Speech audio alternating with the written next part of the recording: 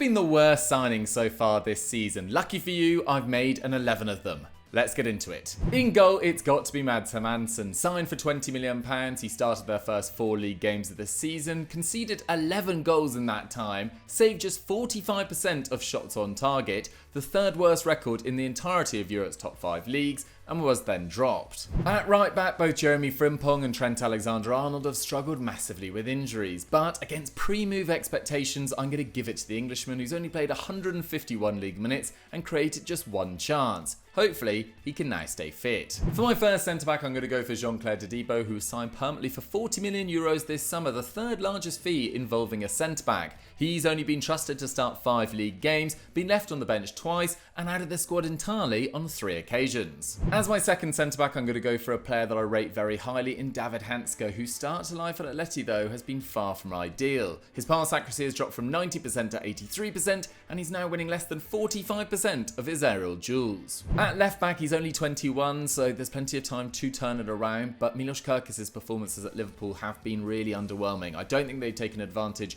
of his overlapping capabilities, and they're using him in the wrong role, but even so, hasn't been great. Into midfield now, and he's missed 9 games with a broken leg, so it's a pretty brutal inclusion, but now Arden Jashari, signed from Club Brugge this summer, has to contend with Modric, Fofana, Rabiot, Loftus-Cheek and Samuel Rishi for a spot in Max Allegri's midfield. He's got work to do. Another player that I rate highly, but it hasn't clicked for Xavi Simons thus far. Just 1 shot on target in 7 games to date. It's no surprise his XG per 90 has fallen to 0.06. The same as Lewis Dunk. Completing my midfield, it's the second most expensive signing of the summer in Florian Wirtz, who can't be painted as anything other than a disappointment thus far. He's created the same amount of chances as Hudson-Odoi. His 0.17 expected assist per 90 is the same as Brendan Aronson. It just doesn't look like money well spent thus far, although it is early days. On the left, I did consider Alejandro Garnacho, but I'm going to have to give it to Jadon Sancho. Marcus Rashford used a loan move to Villa to reignite his career. Jadon Sancho, meanwhile, has played 69 league minutes to date. On the right, Forest signed 3 players that all want to play on the right wing in Bakwa, McAtee and Hutchinson, but Hutchinson, on the back of a £37.5 million move